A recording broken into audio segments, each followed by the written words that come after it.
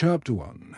The tragedy at Lavender Cross began on the final evening of April, when the moors of Yorkshire still held a pale, lingering frost, and the early lilacs swept cold dew onto the flagstones of Lavender Cross. The manor stood alone on a slight rise above the village, an imposing structure of honey-coloured stone, ivy-veiled and prim in its solitude. From a distance it appeared timeless, an island of old wealth and older secrets. But inside its shuttered rooms something was broken. The tragedy struck at precisely 7:48 p.m.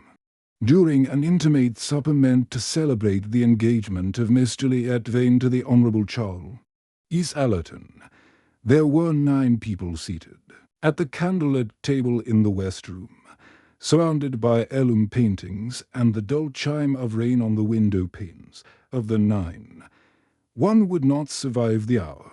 The victim was Horace Vane, widower, industrialist, and patriarch of the Vane family. His presence at the head of the table, in his usual high-backed chair with the carved griffins, was as immutable as the stone gargoyles outside.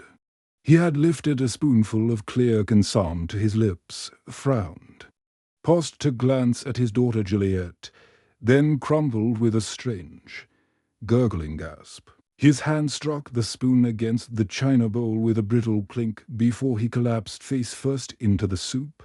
For precisely 3 seconds there was no sound at all. Then the screaming began. It was Mrs. Elspeth Vane, his late brother's widow, who first cried out. She had been mid-sentence recounting some mundane detail about her lapdog's recent diet when Horace slumped. Her cry was not particularly emotional, but loud and piercing, and it broke the spell that held the room in place. In the confusion that followed, Charles Allerton jumped from his chair and ran to the patriarch's side, followed more hesitantly by young Dr. Lionel Marsh, the local physician and Juliet's cousin. "He's gone," Marsh muttered after her. "Cursory check. Dead, dead," gasped Juliet, her face draining of all colour. "But he was perfectly well just this morning." Lady Sybil Vane, Horace's formidable elder sister, rose slowly from her seat, her face taut with disbelief. "Nonsense," she said stiffly. "Horace never did anything suddenly. He never even changed his cufflinks without a week's notice." Charles was pacing now, muttering about the soup, about poison, about how it made no sense. He kept glancing at Juliet, who stood frozen at the far end of the table, her eyes fixed on the dark stain spreading across the linen. The butler, Reeves, was called. He entered silently, having apparently already known. His face bore the same calm expression as ever, though Porritt would later remark that his silence was too composed for a man who had just discovered a dead master. By the time the local constable arrived, Inspector Breyer, a portly man with an unfortunate moustache, the body had been moved to the drawing-room, and every guest was confined to the house by request. Dr. Marsh was adamant. There must be an autopsy. This wasn't natural. There were murmurs of a stroke, a heart attack, perhaps a seizure, but no one could explain the quickness or the twisted, almost pained expression frozen on Horace's face. And then came the oddest remark of the evening, uttered softly by Reeves as he stood near the parlour door. He said something just before he collapsed. "Yes, sir." Breyer turned to him, said something. "What?" Reeves hesitated. "Only a few words, but I'm quite sure of them." "Well," Breyer barked. He said, You switched it." The room went quiet again. "Switched what?" It was not long before the inspector sent a telegram, one of urgency and discretion too. "Surmise." The message was brief, but it ended with 5 very deliberate words. "Request assistance from Hercule Poirot. Immediately." Chapter 2. The first clues following morning dawned grey and sullen, with a slow drizzle crawling down the windows of Lavender Cross as if mourning the man who had ruled the estate like a monarch. Inside, The air was heavy with unease, and despite the fire lit in the drawing-room, the guests gathered in stiff silence, clutching teacups they scarcely sipped. Inspector Briar had spent the night in the library, poring over household records, staff lists, and the initial statement taken from each guest. The body of Horace Vane had been respectfully laid out in the adjoining parlour, under the watchful supervision of Dr. Marsh, who had remained awake until nearly for examining what little he could without formal instruments. He had not been able to determine the cause of death conclusively, but there was one certainty. It had not been natural. The arrival of Hercule Poirot was still several hours away, but already the house pulsed with suspicion. The silence between the remaining guests was not grief, it was calculation. Briar returned to the dining room that morning, determined to walk through the events once more. He stood at the head of the table, facing the very chair where Horace had collapsed. "Let us reconstruct," he muttered, mostly to himself. The soup was served at 7:30. Everyone had the same dish, but only one man died. He paced the perimeter of the long oak table. The places were still set from the night before and touched. He had instructed the staff not to clean anything. The silverware glinted faintly in the dull morning light. The white linen, though, had a faint yellowish patch where the consomme had spilled. A grim reminder. He examined the spoons. All was standard save for one. The spoon used by Horace was subtly different in pattern. The handle was less ornate than the others, slightly narrower, with the faintest indentation along one edge. Briar frowned and made a note. Why would the host of the house have a mismatched spoon? He turned to Reeves, who stood in the doorway, ever watchful. "Who laid this table?" "I did, sir," Reeves replied, "with Miss Clara's assistance. Miss Clara, the under housemaid. It is her usual duty to assist me on formal nights. Did you bring the silver from the locked cabinet?" "No, sir. I took it from the drawer in the serving room. All the spoons are usually kept polished and ready for use there. The locked cabinet is used only for special silver holidays and the like." Briar narrowed his eyes. "Is it common for a mismatched spoon to be included?" Reeves stiffened. "No, sir. That would be quite improper. I inspected each item before laying them. I cannot explain the discrepancy." Briar nodded slowly. "And the soup? Who prepared it?" "Mrs. Dunkley, the cook." Briar had already spoken to Mrs. Dunkley earlier that morning. She had sworn on her good knees and her dead husband's pipe collection that the soup had been prepared in one large batch and served directly from a single tureen. Nothing added, nothing altered. She had been with it every moment.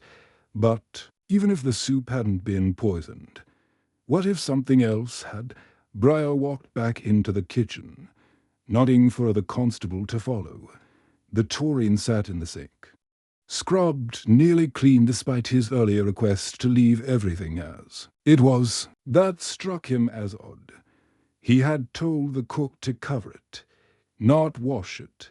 A mistake, or something else. He asked the constable to bring the cook when Mrs. Dunkley reappeared. Her sleeves were rolled up, and her face flushed from the stove. "I told you not to clean the tureen," Briar said sharply. "I didn't, sir." "Not me. When I came in at 5 to start breakfast, it had already been washed. By whom? I assumed Clara did it, or the butler." Reeves, summoned again, denied the action.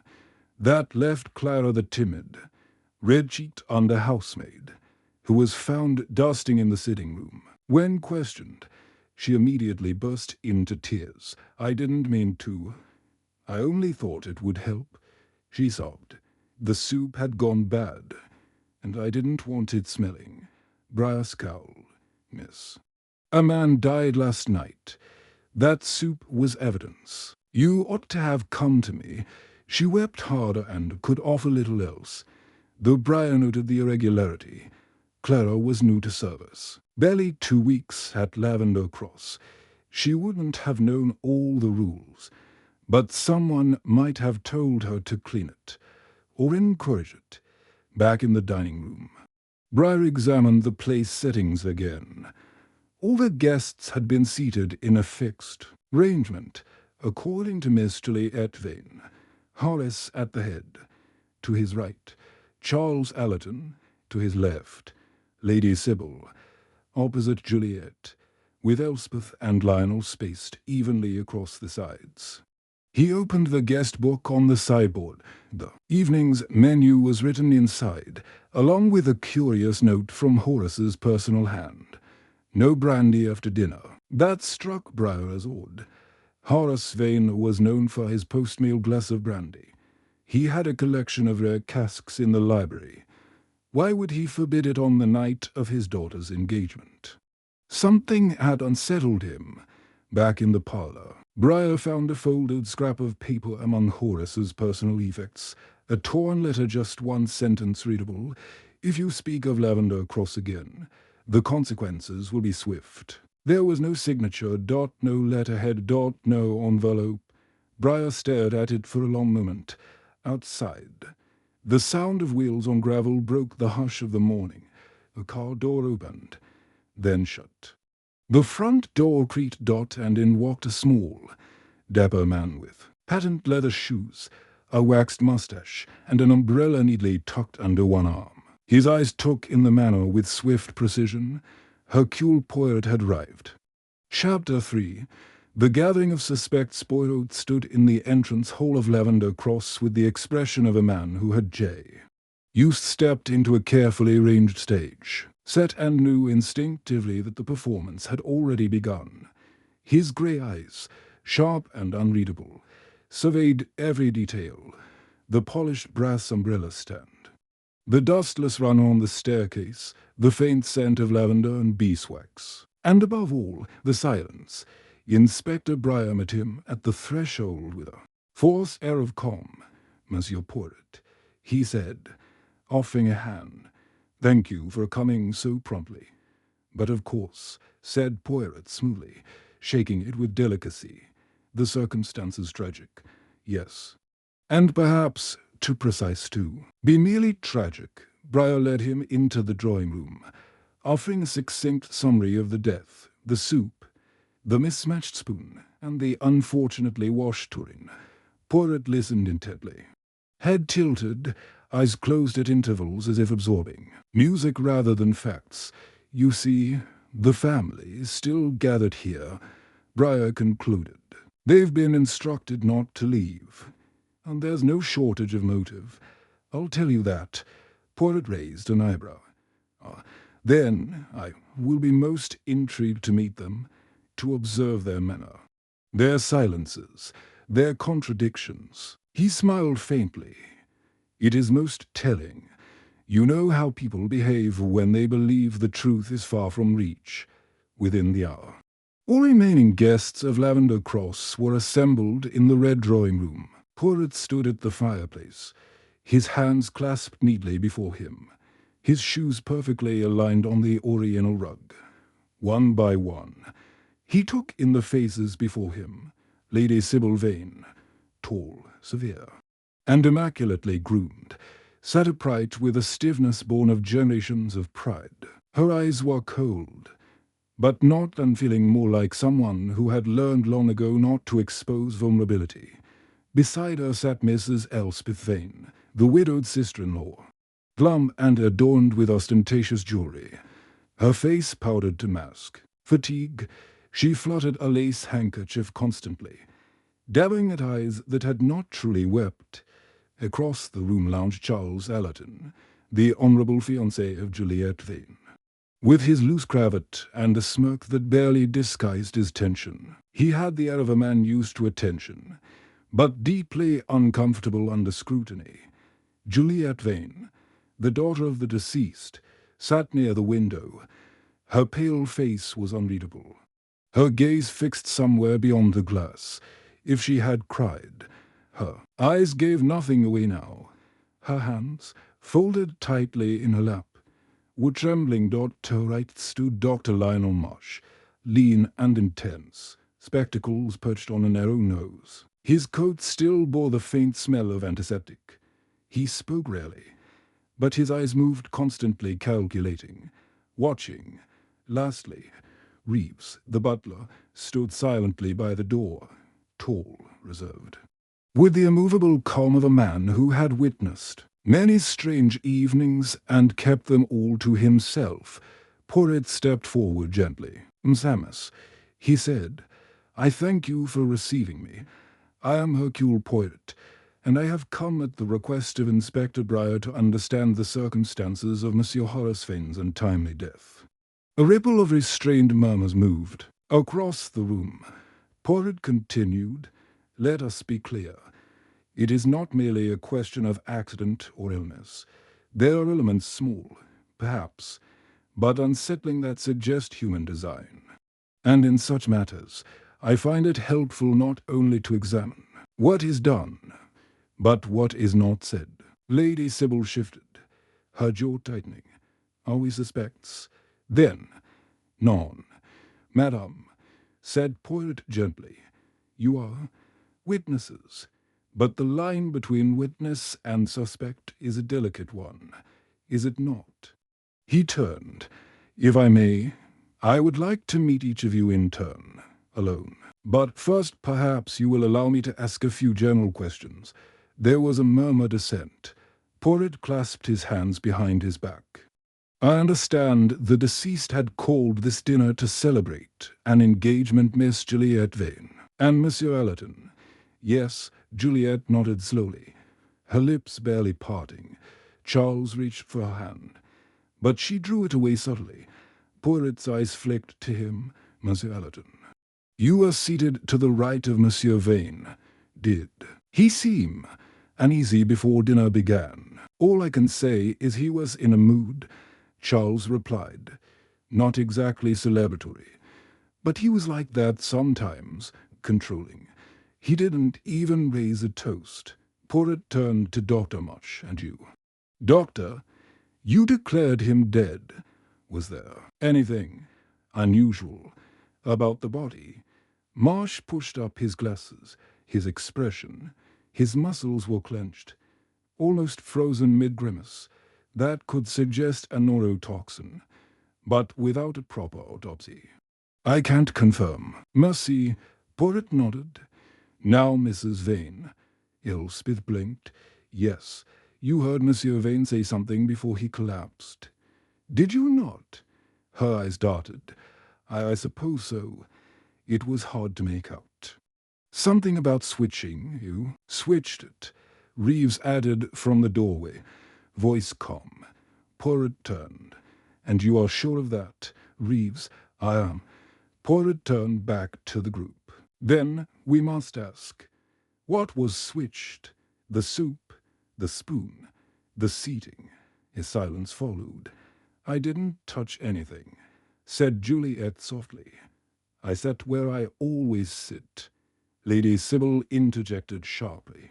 "And you expect us to believe this was planned? Poisoning the patriarch of an English family at dinner, it's absurd." Poirot bowed slightly. "Madame, forgive me, but often it is because it is absurd that one dares to do it." There was a pause now. He said, stepping forward, "I will speak to each of you individually. But let me say this, the truth, it leaves traces, even when all else is silence." He gestured to Briar. "Let us begin." And as the guests began to disperse, moving like cautious pieces on a chessboard, Poirot stood motionless, his gaze not on the people but on the table, the empty chair, the unmatched spoon, and the flicker of fear he had seen just for a second in Juliet Vane's eyes. Chapter 4. Poirot Rivesby. The time Poirot was shown to his guest room on the eastern side of Lavender Cross, the sky had shifted to a damp, colourless haze. He spent a measured 10 minutes ranging his luggage to precisely packed cases, one solely for grooming, and then stood at the window for some time, observing the grounds below. The gardens were formal, austere. No wildness, no chaos, just like the people in the house. All cultivated, all curated, and yet somewhere amid this neatly trimmed order, a killer had moved like a shadow through linen, silver and consomme, at precisely 11:45 a.m. Porritt descended once more, umbrella and gloves in hand. He declined lunch, but accepted a small cup of tisane, never the English tea. Not during the investigation. He said softly to Briar and resumed his quiet campaign of observation. His first meeting was with Lady Sybil Vane. They spoke in the morning room, where the walls were lined with ancestral portraits and the scent of lavender oil was strongest. "You do not strike me as the type to faint at the sight of death, madam," Porritt said gently, sitting opposite her in a straight-backed chair. "I most certainly am not," she replied. "I've attended 3 funerals before my 20th birthday. My brother Horace was a difficult man, but no fool. If he was poisoned, he would have suspected it long before the act. You speak with admiration, with clarity," she corrected. "I respected him. But Horace lived as though the entire family were a business, and we were all unruly shareholders. He had no tolerance for dissent." Porritt nodded. "And yet last night was to be a celebration, the engagement of your niece to Monsieur Allerton." Sybil's lips then. "Yes." A pairing Horace was only beginning to tolerate. He didn't, like Charles, found him flippant and disciplined. Did he express this to the young man? Only indirectly. Horace never liked confrontation. He preferred leverage. Porritt's eyes sharpened. Leverage. Sybil hesitated, then spoke coolly. He controlled the family trust. Everyone in this house relied on him for something allowances. Permissions, access to funds. It gave him power, and Horace never relinquished power willingly. Porritt inclined his head. "Merci, madam." Next came Charles Allerton. He greeted Porritt with a stiff smile and a half-bow, eyes flicking toward the door as if hoping Juliet might appear. "Set, monsieur," Porritt said kindly. "You are, how shall I put it, an outsider to this house." "No, not quite," Charles replied, adjusting his cuffs. "I've been courting Juliet for over a year. I have dined here more times than I can count, and you had the blessing of Monsieur Vane." Charles exhaled, glancing sideways. Eventually, he came round to the idea, though I suspect only because Juliet threatened to leave the house if he refused. Porritt folded his hands. "And yet, you seemed tense last night." "I always felt like I was being assessed." Horace Vane had a way of looking at you as though weighing your worth in pounds and shillings, a man of finance. "Yes, and you, monsieur, I run an import firm, legitimate business. Goods from the continent, lucrative, enough." Porritt's gaze remained steady. "Did Monsieur Vane question your business ethics?" "Not directly, but he asked very specific questions about my partners, my credit history, my connections in Antwerp." Porritt lifted a brow. "Antwerp? Yes, I thought it strange too. I've never imported anything from Belgium." "Merci, monsieur." Porritt stood. "You are engaged to Mademoiselle Juliet. Were you close to her father?" "I tolerated him," Charles replied, then added, "He was clever, but he liked games of control." Porritt gave a small bow and turned away. Then came Elspeth Vane. She sat nervously, fingering a large cameo brooch, her hands never still. "I still can't believe he's gone," she whispered. "It seems so sudden." "Death often is," Porritt said gently. "Tell me, madam, did you notice anything strange last night before the soup was served?" Elspeth hesitated. Horace was well more quiet than usual. He kept watching Juliet, watching her as though he were worried. Worried why? I don't know, she said quickly. Maybe he had doubts about the marriage. Did you? I know. I mean, Charles is charming. Perhaps too charming. But Juliet is headstrong.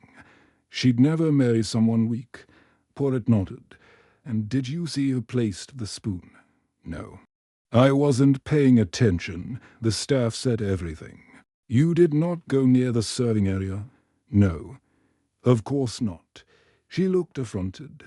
Porret's smile was thin. I ask only because someone switched the spoon. She said nothing more. Juliet came to him last, at her own request. They met in the solarium, where the pale light made her complexion appear ghostly. You believe someone in this house killed my father, she said, her voice firm despite the tremble in her fingers. Porret inclined his head. I believe your father was murdered. The person responsible may still be here. I want to help, but I don't know who would have done it. You must have some idea. Mademoiselle, even a small suspicion? Juliet paused. He had secrets, Monsieur Porret. I think he was afraid. Afraid of whom? I don't know. He kept locking things away. Changed the locks on his study 2 weeks ago. Refused to drink anything, unless it came directly from Reeves' hand. Porret's brow furrowed. This is important. Mademoiselle, why such precautions? I asked him. She whispered. He just said. They're not done with Lavender Cross. Porret leaned. Forward, who is they? She shook her head. I don't know. But he looked terrified when he said it. Porret stood slowly. Thank you. Mademoiselle, that is most useful. And as she left the room, Porret turned toward the fireplace and muttered, Then it is not merely a question of the soup. No, it is the past, something buried beneath the soil of this place. He stared into the faint flames, something not yet unearthed. Chapter 5.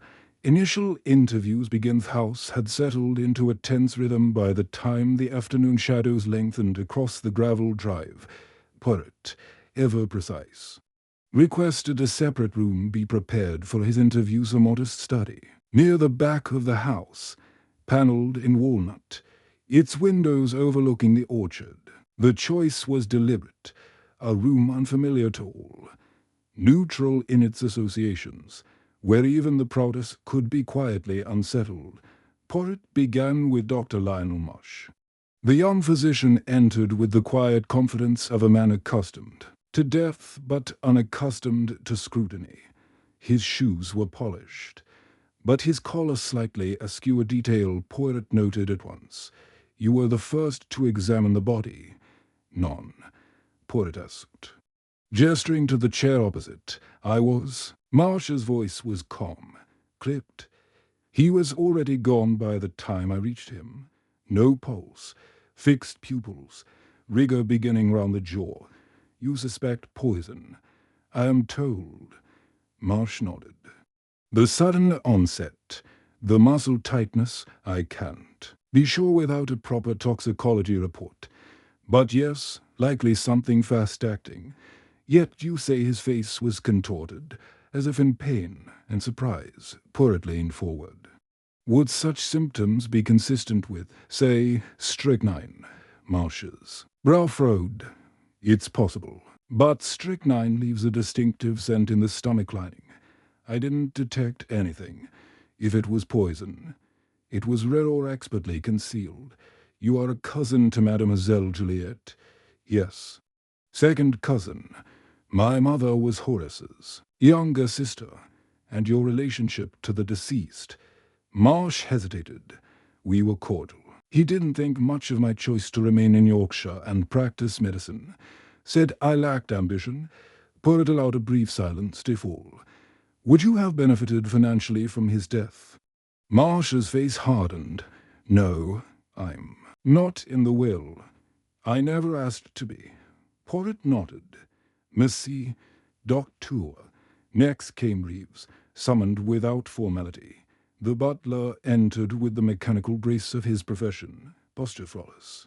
His voice always a fraction too soft. You were the last person to see Monsieur Vane before the meal. Yes, Porret began. Yes, monsieur. And he said nothing unusual, only that he had changed his mind about the wine. He asked that it be removed from the table altogether. Porret raised an eyebrow. Indeed, that is curious. I thought so as well. But I did not question it. You were fond of your employer. I respected him. Did you ever fear him? There was the faintest pause. No. Porret shifted. Tell me, Reeves, how long have you been in this household? 31 years, monsieur. Then you must know every habit, every quirk, every shadow. I know what I am paid to know. Porret smiled faintly. And did you know of a letter torn, unsigned, found among his things? Reeves didn't flinch. I did not. Yet it spoke of Lavandow's Cross, of consequences. That does not concern you. Reeves met his gaze squarely. If it concerned the house, it concerned him, not me. 'Twas been. That will be all. Reeves departed like a spectre, noiseless and unreadable. Porret sat alone for a few minutes afterward, jotting notes in a small leather-bound book. The clues were emerging. Yes, but so were the lies. Next, he called for a Mrs. Dunkley. The cook. She entered nervously, wiping her hands on her apron, eyes darting between Porret and the inspector. I told the other one everything already, she said quickly. I never left that soup alone. Not once. I believe you, madam, Porret said gently. But tell me who had access to the serving area besides you and Reeves. Well, Clara. The new girl, and Elspeth Vane came. Down at one point, said she was checking on the seating. Porret's eyebrow arched. Elspeth came into the kitchen. Briefly. Didn't touch anything far as I saw. But she lingered, and did anything go missing? Mrs. Dunkley hesitated.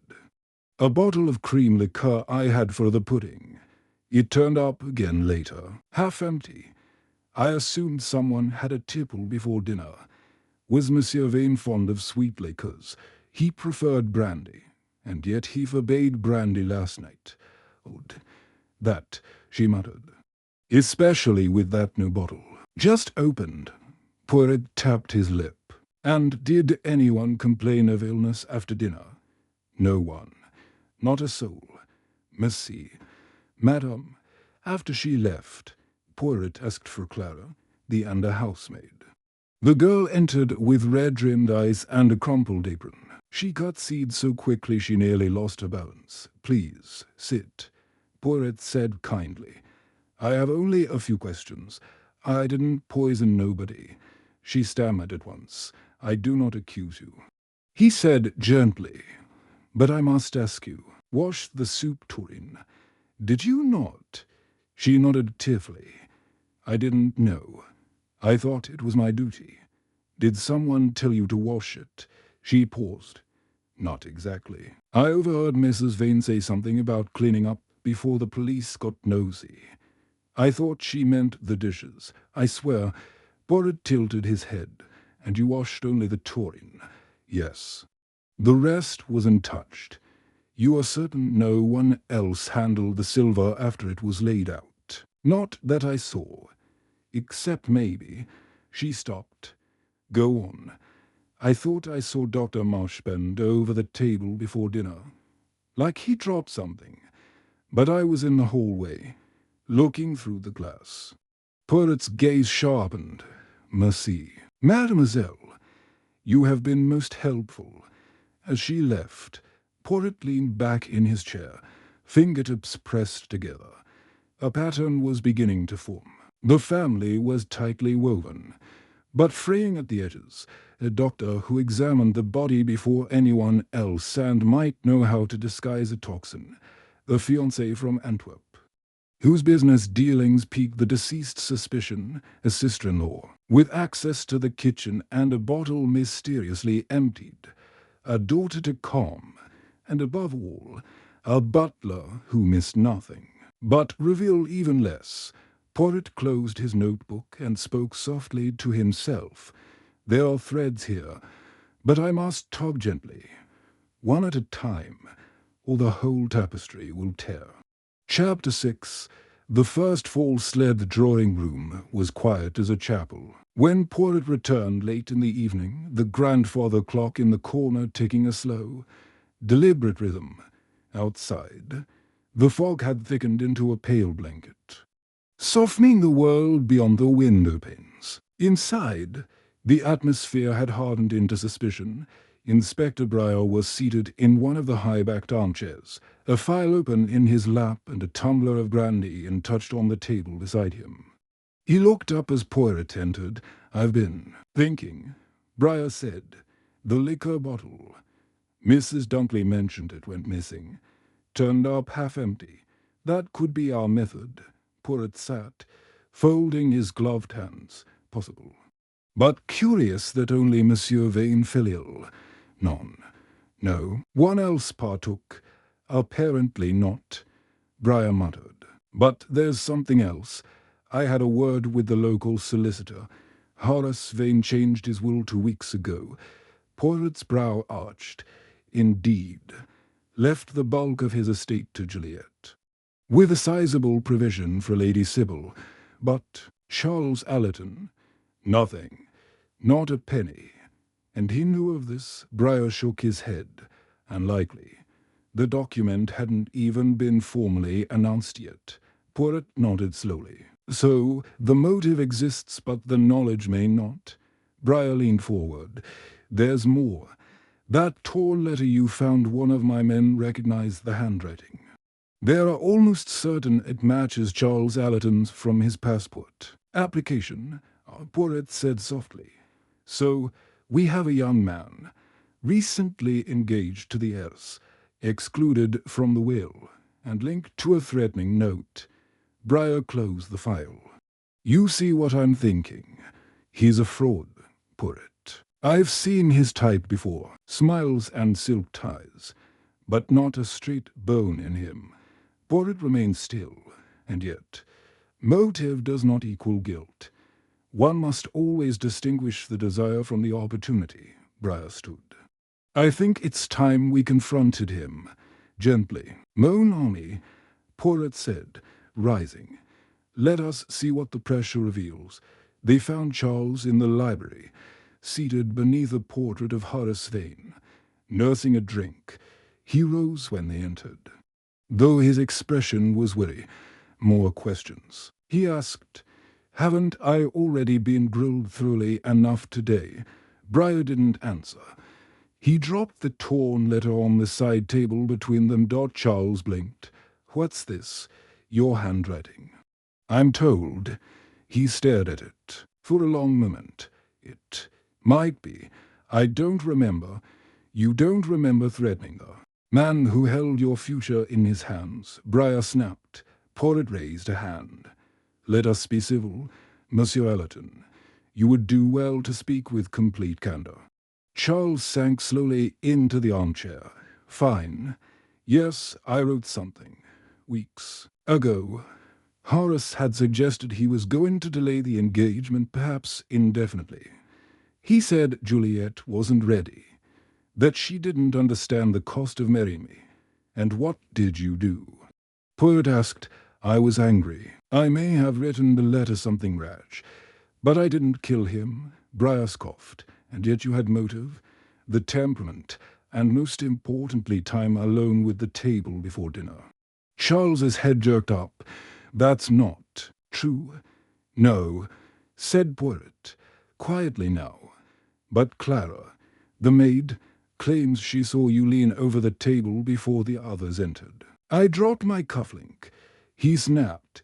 Bent to retrieve it, nothing more. Porritt said nothing for a moment. Then he stepped forward and reached into his pocket. He withdrew a small silver cufflink. "This one. Perhaps," he said. Charles paled.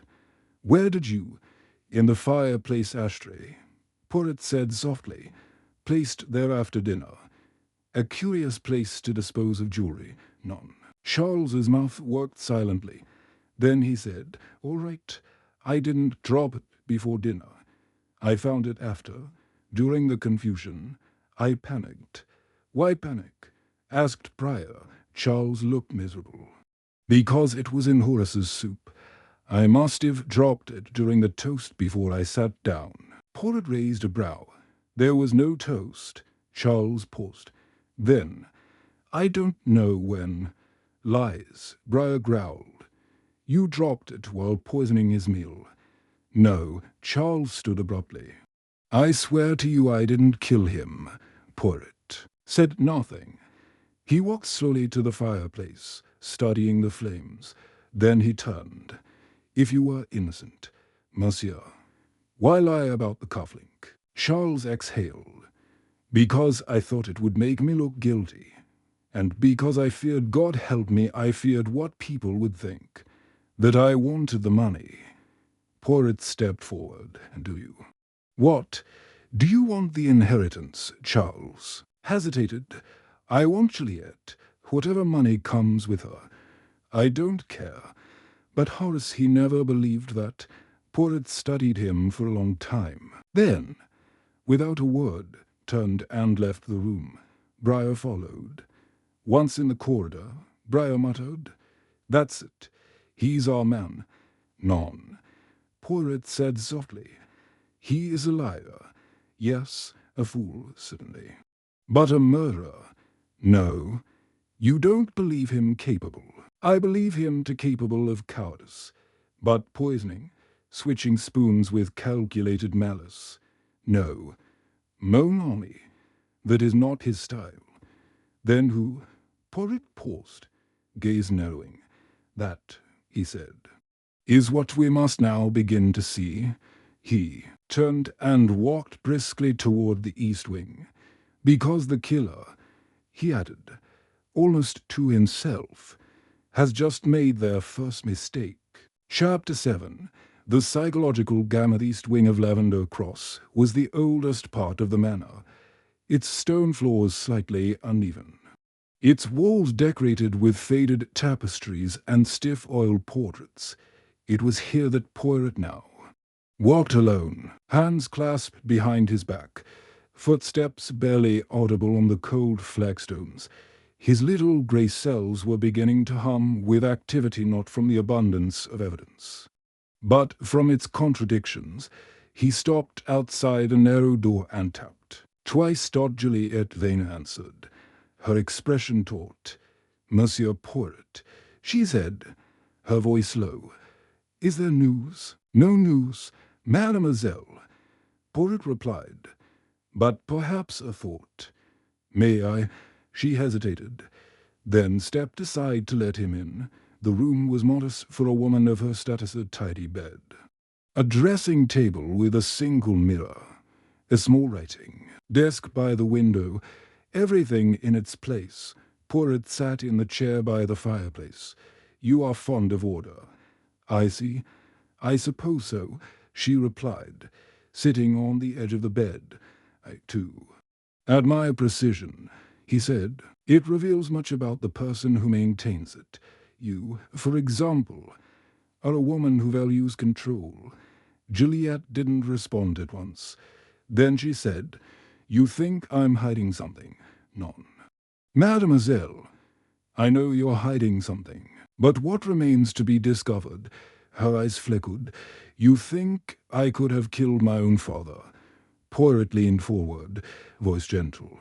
"I think you have lost someone who held great power over you, and power, mademoiselle, is a curious thing. It can feel like love, until it is gone." She looked away. "You told me earlier," Porritt continued, "that he had secrets, that he feared something or someone. Was it you he feared?" "Juliet," her voice trembled. "He feared losing control. Over me, over this house, over the story of our family."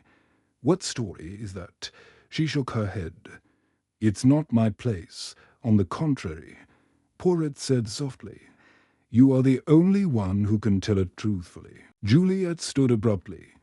You don't understand. If you dig too far into this, you will find more than you want to know.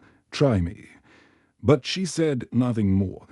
Porritt did not press her. He stood, gave a small bow, and exited Dot back in the hall. He found Inspector Breyer waiting at the landing. She's still stonewalling you? The inspector asked. Porritt smiled faintly. No, she is cracking. Slowly. Breyer nodded. Meanwhile, I've had a look at the wine cellar. Found something odd. One of the brandy bottles was tampered with, resealed poorly. I'd wager that's what Horace meant to drink before he suddenly forbade it. Poison in the brandy. Porritt mused. Then why not let him drink it? Why strike with the soup? My guess, someone didn't want to risk the brandy being shared. A subtle poison in the soup targeted. Private. They walked together to the study, where Porritt had asked Lady Sybil to join them for a second conversation. She arrived with a stiffer spine than ever, but her eyes were alert. Madam, Porritt said, a question. Did you ever suspect that someone within your family wished to harm Horace Vane? Sybil sat without being asked. I suspect many. People wished to harm him, she said coldly. Few had the gall to do it. You include yourself in that number. She looked him squarely in the eye. I resented Horace for many things, but I am not a murderer, Monsieur Porritt. If I had wished to kill him, I'd have done it in the will, not with poison. Breyer snorted. Porritt remained still. You were close to Juliet. As close as Horace allowed, which was not. Very. Not after she turned 21. He grew paranoid, jealous of her independence. He feared she would leave, and take the name with her. Porritt leaned in. Is that why he forbade the brandy? I suspect he was afraid someone would use it to coax the truth from him. What truth? Sybil hesitated. Then, very quietly, she said, there are things about this house, Monsieur Porritt, things buried in deeds, in family papers, in debts owed. Horace knew them all and kept them close. He feared exposure more than death. Porritt nodded slowly, and someone feared what he might expose. When Sybil had gone, Porritt called for Elspeth Vane.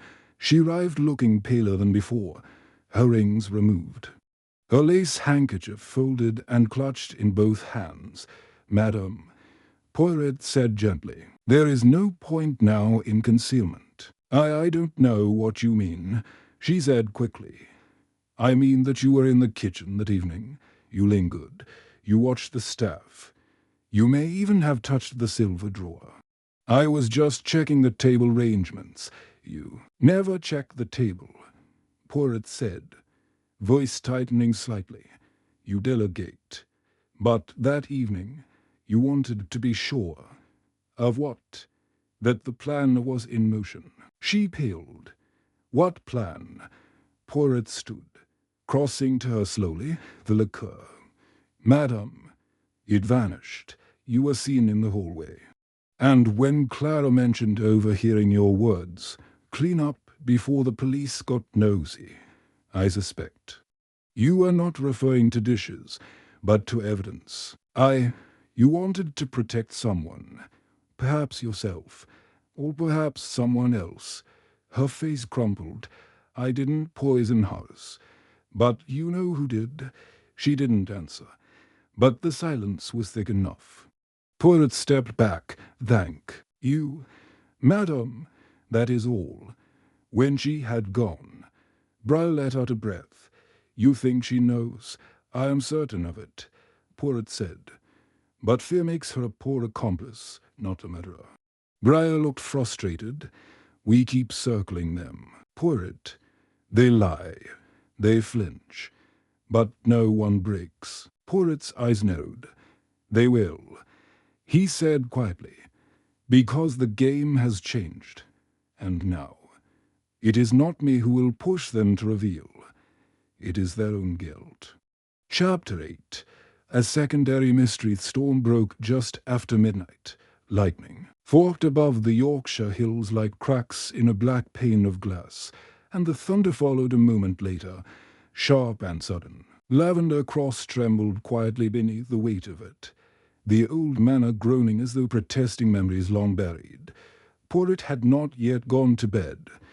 He sat in the dimly lit library, a single lamp casting a golden pool of light over his notes. Pages lay spread before him, his own careful summaries of each interview, interspersed with questions written in neat French cursive. Who switched the spoon? Who knew of the new will? Why had the brandy been sealed and abandoned? What exactly had Horace Vane feared? And now a new question formed itself in the flickering candlelight, one not connected to poison or supper.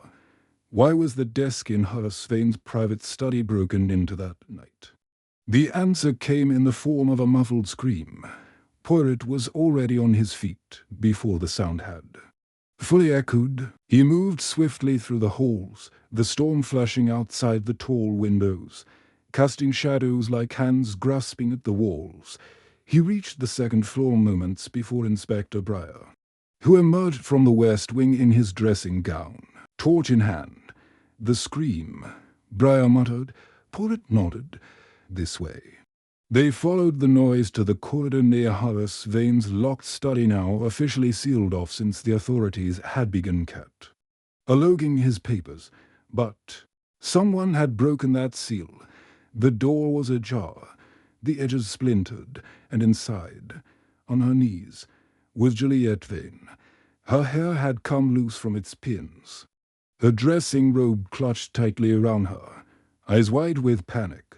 On the desk beside her, papers lay scattered, torn in some places, charred in others, as though someone had tried to burn them but failed. Porritt rushed to her. "Mademoiselle, are you harmed?" She shook her head. "No, I thought I heard something." In the study, a drawer slam. "I came to look." Briar stepped past her, shining his torch across the floor. "No footprints," he muttered. "Whoever was here is gone now." Porritt picked up a torn scrap of paper. It appeared to be a letter written in Horace Vane's hand. No longer safe in the house. The ledger must be removed. The rest was blackened by fire. Juliet stared at it. "I didn't know he kept a ledger." Porritt's voice was low. "Neither did I, but someone did, and they returned to destroy it." Briar stood, inspecting the broken desk. Lock was forced. Clean job. Not a common burglar's work. Inside job. Likely. Porritt examined the broken drawer and its contents. One small brass key remained overlooked in the rush, tucked inside a velvet-lined compartment. He held it up. A key to what, I wonder? Juliet looked pale. That might fit the basement wine safe. Father kept older documents there, sealed in tins. Briar turned. "You're sure?" She nodded. "He once showed me the compartment behind the wine racks." Porritt tucked the key into his pocket. "Then tomorrow morning, we must descend. But tonight, the game has changed." Briar looked at him. "How so?" "We now have not just a murder," Porritt said softly, "but a second crime. One born of fear, not ambition. Someone has returned to destroy not just a life, but a record." Briar crossed his arms. "You think the same person who killed Horace is trying to cover their tracks? Possibly. Or," Porritt murmured, "we have two players in this game. One who murdered, another who knows." Juliet stood shakily. "Do you think it was Charles or Elspeth?" Porritt met her eyes. "You must trust me." "Mademoiselle, I do not guess, I observe." She didn't look reassured. After ensuring Juliet returned safely to her room with Reeves posted outside her door, Porritt retired briefly to the study. The rain beat against the windows with a growing urgency, and the wind had begun to howl across the chimneys like a warning. He opened his notebook and wrote a new heading, "The Ledger." Underneath, he jotted, "Hidden in wine safe." What did it contain? Financials, blackmail, records. Who knew of it? Who feared its discovery? And then, in a separate line, what if it revealed a second victim? He leaned back and exhaled slowly. Everything about Horace Vane's death had suggested premeditation. The spoon switch, the mismatched silver, the sealed brandy. But this was panic. Whoever had broken into the study had done so hastily. Their hands had trembled. They had missed the key. And in panic, one reveals far more than in planning. Poirot closed the notebook. He would sleep, but only briefly. For in the morning, beneath the dusty stone arches of the wine cellar, he intended to find the truth that had so terrified Horace Vane. A truth someone was now willing to destroy at any cost. Chapter 9. Hidden Connections' storm had eased by dawn, but Lavender Cross remained shrouded in a leaden mist, as though the house itself wished to conceal the secrets buried within its foundations. Poirot rose early, impeccably dressed in dove grey, and joined Inspector Briar in the main corridor as the household stirred into groggy, watchful motion. Juliet had not slept. Her eyes were dark-rimmed, her words few. Charles Allerton remained, confined to his room under Briar's request, not rested, but observed. Lady Sybil was already at the breakfast table, reading the Times as though the prior night's intrusion had been a change in weather. Not a criminal act. Elspeth Vane, however, was conspicuously absent. She's taken to her room. Reeves informed them when asked. Says she feels faint. Claims she saw a figure outside her door last night. But no one else did. Briar snorted. Everyone's a poet once death enters the house. Poirot merely nodded. Come, Inspector, let us go below. The wine cellar of Lavender Cross was accessible through a narrow stone stairwell at the back of the pantry. Poirot descended with slow, deliberate steps, torch in hand. The air grew colder, damper, heavy with the scent of earth and old oak dot at the bottom. They arrived in a long, arched corridor lined with racks of dusty bottles and wooden crates. Juliet had been right. Tucked behind the far corner was a false panel in the wall, nearly seamless to the eye, but bearing a faint scuff from past handling. Poirot inserted the small brass key from the night before. The lock clicked. Inside the compartment sat a shallow iron box, sealed by twin clasps. Briar helped lift it out, brushing cobwebs aside. Poirot opened it on a nearby barrel with the reverence of a man turning the page of a sacred book. The contents were not what Briar had expected. No bank ledgers, no blackmail material, no financial documents. Instead, the box contained 4 items: a birth certificate, a collection of letters bound by a thin ribbon, a photograph creased but intact, a folded legal document marked confidential. Poirot examined the birth certificate first. Name: Henry Elliot Marsh. Date of birth: the 14th of July, 1898. Mother: Catherine Vane. Father: Horace Van Ebria. Leaned over. Marsh, that's the doctor's surname. Poirot's eyes narrowed. Indeed. And the mother, Catherine Vane, that was Horace's younger sister. Was it not? Yes, said Briar slowly. Died in childbirth, also they said. Poirot opened the envelope marked confidential. Inside was a letter, typed and signed by Horace Vane himself, dated 15 years prior. To whom it may concern, in the event of my sudden death, let it be known that I acknowledge Henry Elliot Marsh as my son by my sister Catherine Vane. The truth has been kept within these walls for the sake of the family's reputation, should anything happen to me.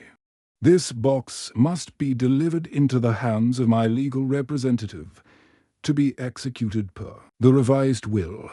Briar let out a low whistle. That boy's not just a cousin. He's Horace's illegitimate son. Porritt picked up the photograph. It showed a young woman, Catherine, presumably seated in a garden chair.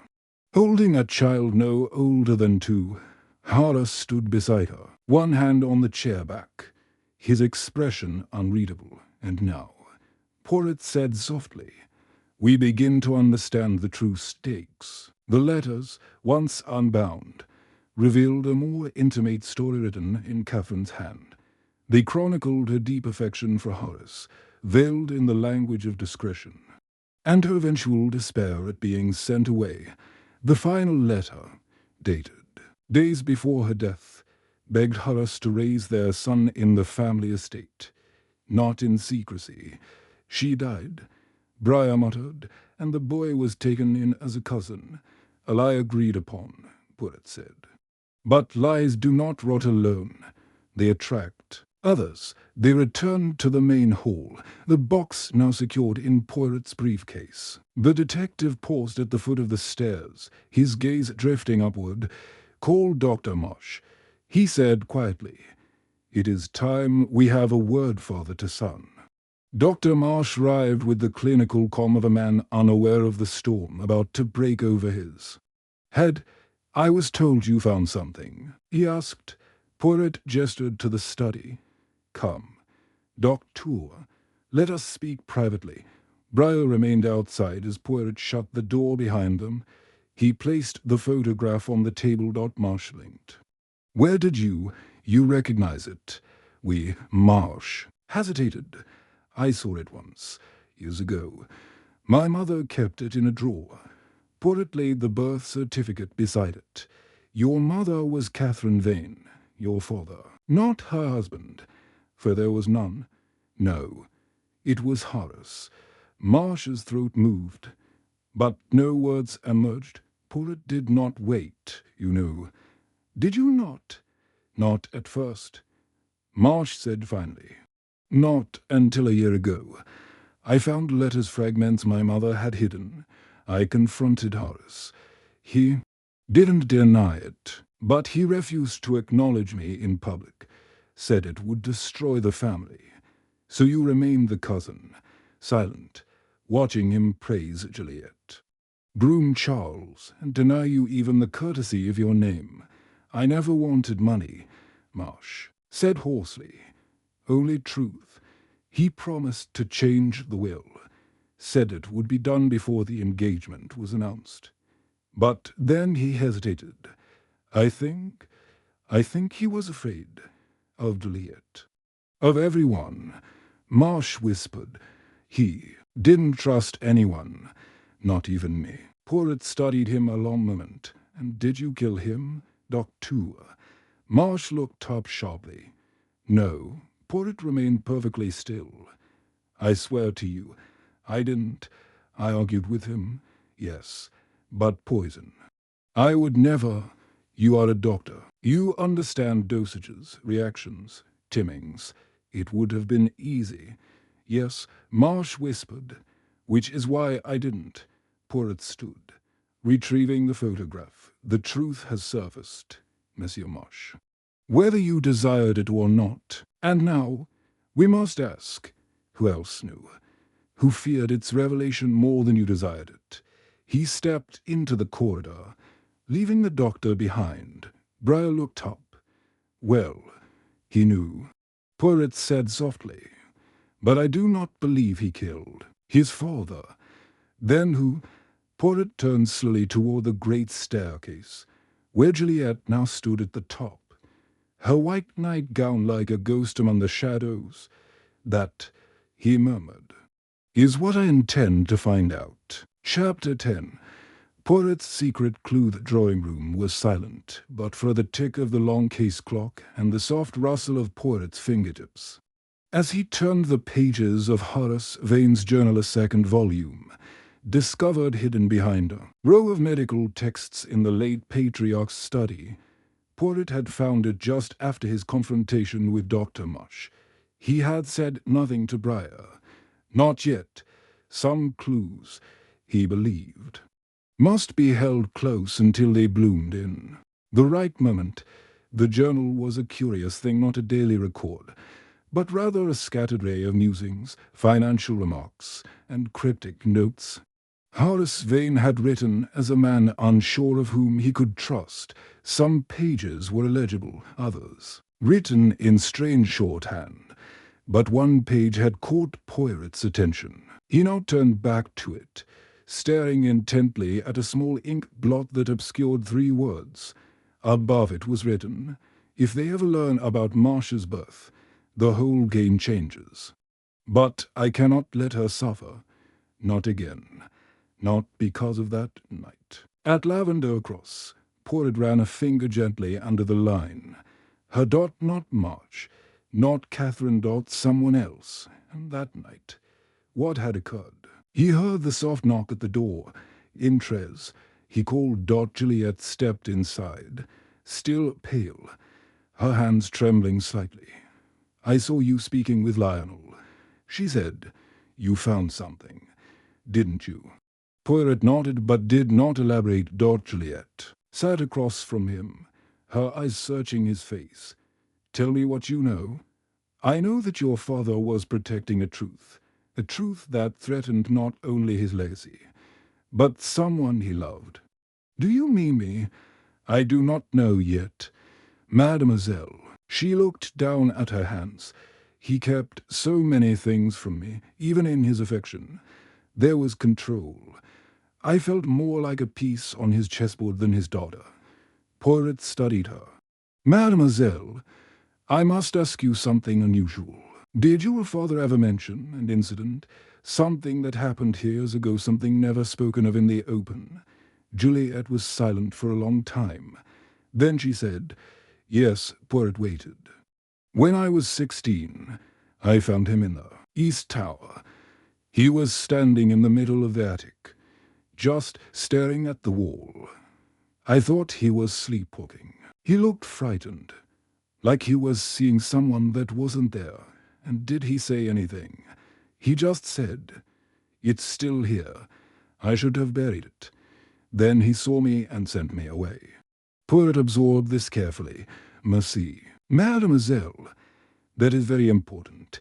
She stood to go, then paused. "Do you think someone in this house, someone I love, did it?" "I think," said Poirot slowly, "that someone here believes they had no choice." When she had gone, Poirot closed the journal and stood. He went to the fireplace, pulled the bell cord, and asked Reeves to some and Lady Sybil. She entered briskly, dressed immaculately in dark green, her brooch fastened like a badge. "You wanted a word, Monsieur Poirot." "We, please, sit." She did not. "Tell me, Lady Sybil, what happened here 15 years ago?" Her face did not change. "I'm not sure I follow." Poirot's voice remained calm. "Catherine Vane's child was not a scandal. It was a tragedy. But something else happened round that time, something that caused your brother to retreat from the world. Something he never spoke of again." Lady Sybil stared at him. "I don't know what you mean." "Then let me clarify," Poirot said, taking the photograph from his case, the one of Horace, Catherine, and the child. He pointed to the background. "Look here, just behind Catherine's chair. Do you see that shape in the window?" Sybil leaned forward. It was faint, a shadow barely visible unless one looked closely. But it was there, the silhouette of a second figure, a woman standing at the window inside Lavender Cross, watching. "I believe this photo was taken days before Catherine's death," Poirot said, "and I believe someone else was there that day. Someone whose presence should not have been possible." Sybil's jaw tightened. "She died in childbirth," Poirot continued. "But what if it wasn't the birth that killed her? What if there was an argument or a confrontation, something that changed everything?" Still, she said nothing. Poirot changed tack. "Lady Sybil, I ask you now not as a detective, but as a man who has seen too many lives ruined by silence. Did Horace kill someone before he died?" That broke her composure. "No," she whispered. not kill. But he covered something. What? She looked away. Catherine's death wasn't natural. She had complications, yes, but there were bruises. Someone tried to move her. A fall, perhaps, but Horace spared the truth. He wanted to preserve her dignity. He paid off the midwife, told the family it was blood loss. Poirot narrowed his eyes, and the figure in the window. Lady Sybil's lips pressed then. She was here, the midwife. She had returned, years later, to demand something. Horace refused. I saw the photo once. He kept it. I think it haunted him. Poirot said nothing for a long time. Then quietly, you believe the murder of Horace Vane was not about money, but about what he concealed. She nodded, and that, he murmured, gives me everything I need. He stood slowly, his expression now set with quiet certainty. The clues had always been there, the spoon, the sealed brandy, the photo, the ledger, the second crime. But now, with the journal and Sybil's reluctant confession, the final pattern had begun to form not as a line, but as a circle. A closed circle of guilt, and one person at its center dot someone who had everything to lose, and everything to gain. Poirot straightened his cuffs. It was time to prepare for the final gathering. Chapter 11. Tensions rise. It was just past noon when Hercule Poirot gathered the household in the Cons. Ervatory. The sun-drenched room made faintly oppressive by the thick mist that pressed against its glass walls. The light was dull, diffused, as though the sky itself withheld judgment. Outside, the gardens of Lavender Cross stood frozen in damp stillness, their hedges neatly clipped, their flowers drooping with the weight of drizzle. Inside, the atmosphere was taut. Lady Sybil was the first to arrive, composed and sharp as ever. She took a seat nearest the window, glancing once at the door as if to ensure no one entered behind her unseen. Juliet followed, shoulders squared, jaw clenched. She kept her eyes firmly on Poirot and away from Charles, who entered moments later in a crumpled waistcoat and restless expression. He moved to stand, but Juliet's gaze, flat and distant, stopped him cold, and he chose a chair on the far side of the room instead. Elspeth Vane arrived late, red-eyed. With trembling hands and a faint smell of rose-water, she sank into a chair without speaking. Dr. Lionel Marsh followed at a measured pace, clutching his glasses in one hand, a thin file in the other. Reeves stood silently by the entrance, neutral and unreadable as ever. Poirot waited until the last guest had settled before he spoke. "I have gathered you all," he began softly, "because there is a great burden that hangs over this house heavier than any inheritance. That burden is truth, and truth, Samus, cannot be postponed forever." No one spoke. "You see," he continued, "Horace Vane was not simply murdered. He was silenced. Someone feared what he knew, feared what he had written, what he had hidden. The poisoning was precise, cold, executed not in anger, but calculation." Lady Sybil stood. "And you intend to accuse one of us?" "Not yet," Poirot said, "but I intend to watch one of you." "Rake," he stepped forward, "let us speak plainly. Horace Vane changed his will. He wrote a confession. He documented a scandal that has remained buried in Lavender Cross for nearly 2 decades. And in his final days, he began to act strangely, locking rooms, burning letters, and forbidding even the simplest indulgence, not because he feared death, but because he feared the truth would outlive him." All eyes turned to Dr. Marsh, who sat motionless, save for the tightening of his jaw. Poirot allowed the silence to deepen. Then, with a flick of his wrist, he retrieved the photograph from his coat and passed it down the line. Lady Sybil glanced. "Away." Elspeth gasped. Juliet blinked. then paled. Only Marsh remained still. "It's her?" Juliet murmured. "That's Catherine and the child." "Yes," Porritt confirmed. "Your cousin Lionel, but in fact, your half-brother." A ripple moved through the room like wind through tall grass. Charles stood suddenly. "This is absurd." "How could no one have known?" Lady Sybil answered. "We did know, those of us old enough to remember. We were made to forget, by Horace." Elspeth asked faintly. "By the family," Sybil said coldly. "By necessity." Porritt stepped back, and yet Horace wished to rectify it. "He planned to acknowledge Lionel in his will. That is what. The murderer feared not scandal, but displacement, the inheritance, the power, the name. They would pass to someone else." Juliet stood now, unthinking. "You think I killed him?" "I think someone did," Porritt said, his voice quiet but heavy. Because Horace's silence was no longer guaranteed, Charles looked at her. Juliet surely not. She turned to him. "Don't."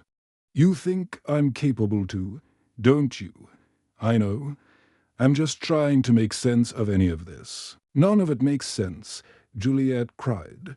"My father controlled every part of my life, Charles. Every decision, every conversation, every future plan. He threatened to revoke the engagement just a week ago." "I know," Charles said softly. "He told me." That hung in the air. Porritt moved between them. "Juliet, did your father tell you why he was changing the will?" "No," she said, her voice trembling. "Only that things were going to be put right. That Lavender Cross had forgotten too much for too long. And how did you feel?" "Mademoiselle," she didn't answer, but the answer was written in her posture, in her clenched fists. In the faint glimmer of tears that had yet to fall, Porritt turned to the others. "Elspeth," he said gently, "you attempted to destroy the soup tureen." She shook her head. "No, I only asked Clara to make things tidy. You knew the soup had been tampered with. I suspected," she said in a small voice. "I didn't want there to be trouble." Porritt nodded once, and Reeves, the butler, stepped forward. "Sir, you laid the table, but the spoon at Horace's placet was not from your usual set." "No."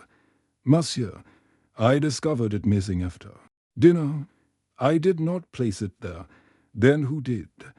"I believe," Reeves said slowly, "that someone wanted it to be different, wanted it to stand out." Porritt smiled faintly. "A signal. Not just poison, but a message." He looked across the room, scanning each face in turn. "The one who killed Horace Vane is among us, and their mistake was believing no one else could understand what he feared." Another silence. Porritt stepped toward the door. "Tomorrow morning," he said, "I will summon you all, and I will name the murderer." He paused, "and when I do, you will see not how clever they were, but how cruel." Then he turned and left, his footsteps soft on the polished floor, leaving the suspects to stew in a storm far darker than the one outside. Chapter 12. The confrontation there inside Lavender Cross had thickened overnight. Not with storm or weather, but with suspicion. Breakfast was a muted affair. The great dining table where Horace Vane had last drawn breath remained untouched, a memorial in porcelain and linen. Instead, the household gathered reluctantly in the smaller breakfast room. Toasts were half-eaten. Tea went cold. No one dared speak of the obvious. Porritt, as was his habit in such moments, said little. He observed. He watched how Elspeth avoided Juliet's gaze, how Lady Sybil barely touched her food, how Charles fidgeted, and how Marsh refused to meet anyone's eyes. Every gesture, every silence, every tremble like musical notes in a discordant fugue. He was composing a conclusion, but the melody was not yet complete. After the meal, Porret took only Briar aside. "We are close, mon ami," he said, adjusting his cuffs. "One last string remains. A loose thread. Oui. And I intend to pull it. How? By speaking with the person most likely to trip over it." He requested Juliet Vane in the west drawing-room, the very room where her father had died. She arrived composed, though her face was pale. Her hands tucked into the sleeves of her dress, like a child trying to stay warm. "You wish to speak with me?" she said quietly. Porret gestured to the settee. "Please." She sat, not on the edge, but upright alert. "You were not surprised," Porret said gently, "when I revealed Lionel's parentage." Juliet looked away. "No. You suspected."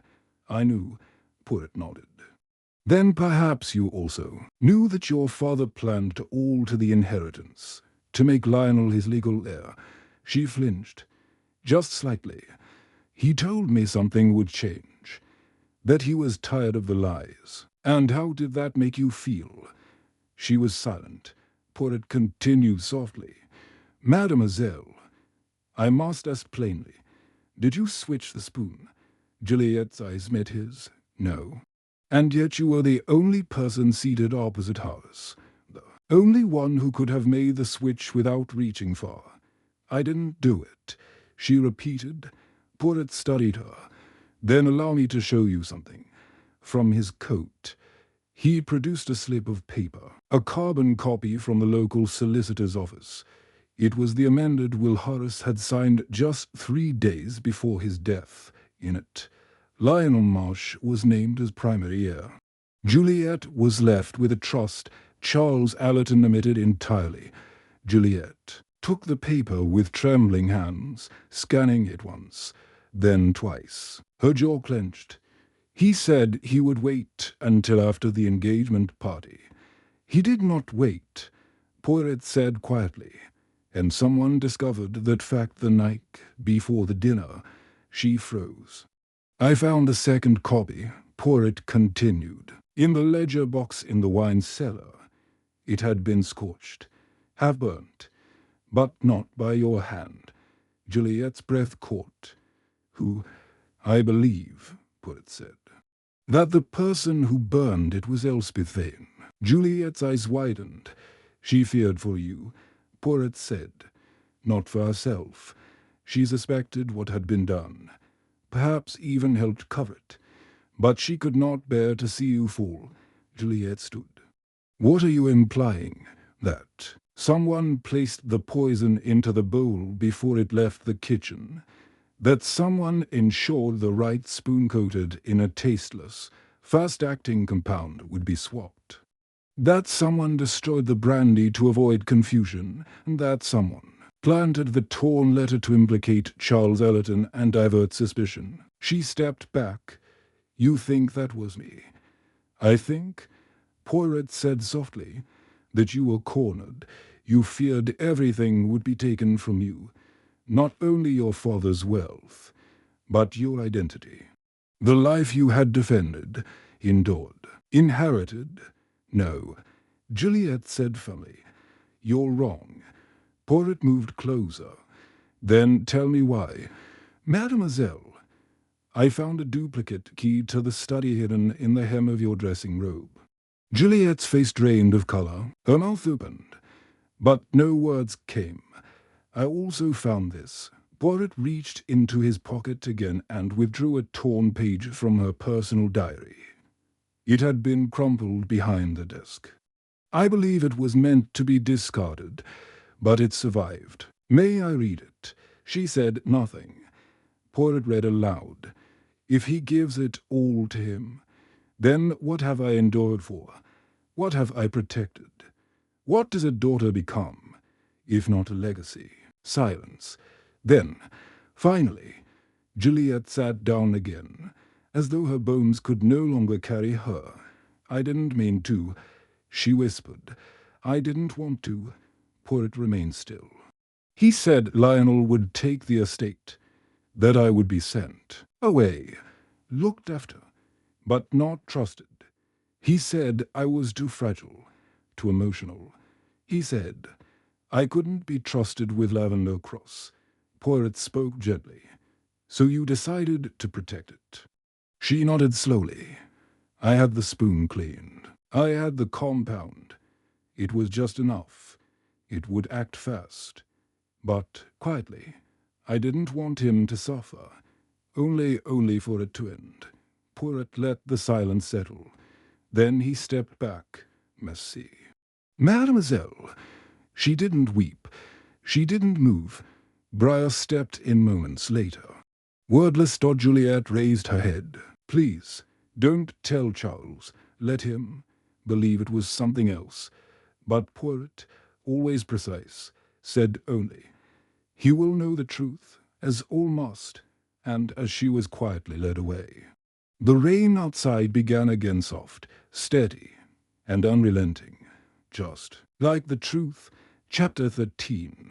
A desperate attempt to escape Heath House was unnaturally still after Juliet's quiet confession. Poirot stood alone in the corridor outside the west drawing-room, gazing through the tall window at the grey drizzle slanting across the gardens below. The hedges of Lavender Cross lay heavy with moisture, blurred into patches of green and ash. Somewhere behind the walls, a clock struck one. He did not feel vindicated, only solemn. Murder, even when elegantly planned, left no triumph. It was not a game to be won, it was a failure of the human heart, dressed in secrecy. But it was not over. Not yet.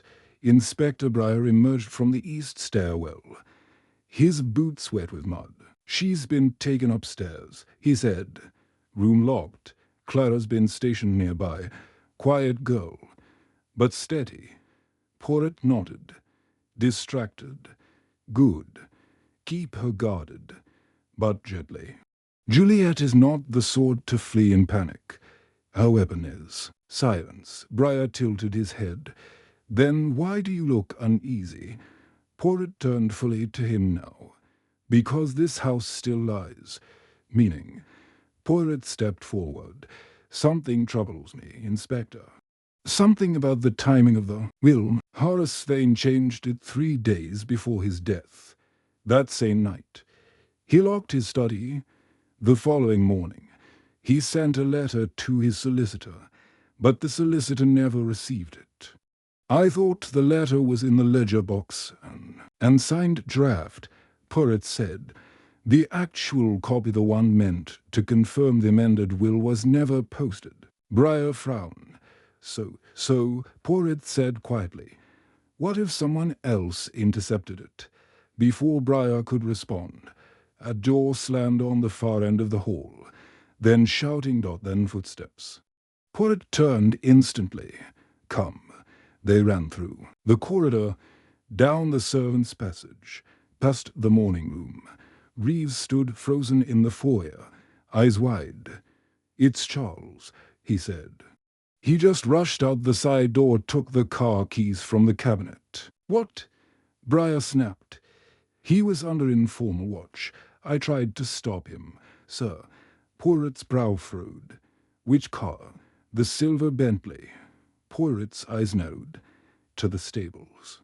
They sprinted through the rain toward the rear drive. Gravel scattered under their feet. The silver Bentley, kept for guests, sat with its driver's door open. The engine coughed once, then caught. But Poirot was already at the side, rapping the window. Charles Allerton sat behind the wheel, hands trembling, face pale. He stared at Poirot through the misted glass, fury and fear swirling behind his eyes. Get out, Poirot said calmly. Charles hesitated. Now. Briar arrived with a constable just as Charles shut off the ignition. Slowly. He stepped out. I wasn't trying to flee, he muttered. I needed to get away, to think. You needed, Poirot said, to destroy the original letter. Charles's expression cracked. I don't know what you mean. You knew Horace had changed the will. You knew the solicitor hadn't received confirmation yet.